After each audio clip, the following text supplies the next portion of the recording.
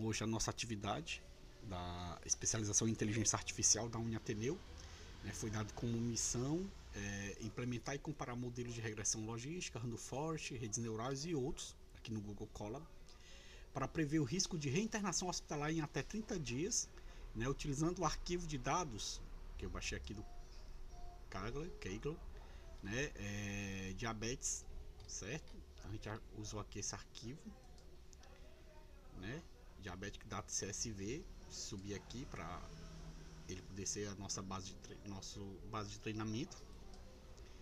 E aí eu carreguei aqui o arquivo, né, o nosso modelo, carregando os dados, aliás, do nosso modelo. Depois eu fiz o pré-processamento dos dados e fiz algumas explorações para ver quantas colunas tinha, quais os tipos de dados que estavam inseridos nessas colunas. Fiz também a contagem dos valores exclusivos por coluna e os contagem de valores ausentes. Logo depois eu continuei essa exploração e o pré-processamento, removendo as colunas que estavam com valores ausentes, né, que foram essas reis, JAG1, JAG2, JAG3, o Where, Pay Code e o Medical Specialist, né, e aí também preenchemos valores ausentes na coluna de glicose sérica máxima e o resultado de hemoglobina glicada.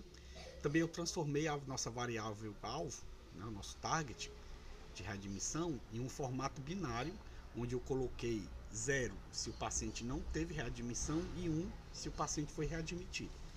Então fiz toda essa parte aqui, né, todo comentado. Depois eu mostrei aqui como foi que ficou aqui a nossa tabela. Os dados foram carregados, pré-processados, divididos e padronizados com sucesso.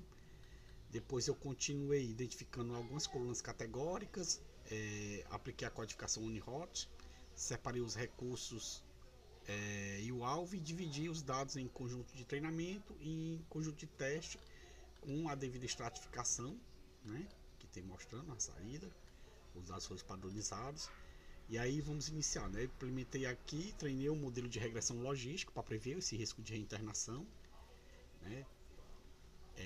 Fiz as devidas importações, padronizei, treinei, instanciei, fiz o treino, fiz as previsões e calculei as probabilidades.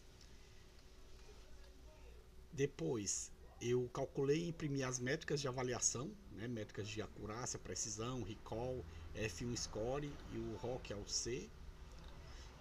Depois fiz a mesma coisa com o modelo Random Forest, né, para prever esse risco de reinternação. Fiz a importação, instanciei, treinei, fiz as previsões, calculei as probabilidades. Depois calculei as métricas e imprimi. Depois eu fiz com as redes neurais, né? Instalei o TensorFlow e o Keras, certo? Depois eu padronizei os dados, né? Porque a rede neural, para ela convergir de forma eficiente, você tem que ter alguns cuidados aqui de padronizar os dados, porque eles são muito sensíveis à escala de resultados de entrada. Depois eu defini a arquitetura do modelo de rede neural, né? Compilei com o otimizador, fiz função de perda e as métricas apropriadas. Depois treinei o modelo usando os dados de treinamento já escalonados. Treinamento. Depois eu fiz as previsões, né, no conjunto de teste, calculei as métricas e imprimi aqui as métricas. Aí depois eu criei um data frame para resumir essas métricas, né, de cada modelo e exibir ele numa data frame aqui numa tabelazinha para a gente poder avaliar, né? Então esses três primeiros que foi a sugestão do trabalho, né, nós temos aqui o resultado. E como eles não foram muito bons, porque o recall deles está muito baixo, né? E aí assim, isso pode passar a um paciente que iria ter retorno e o sistema não reconheceu. Então eu vou usar aqui outros dois modelos, né? O XGBoost e o Lite GBM, né? Que tem explicando por que eu estou escolhendo esses modelos.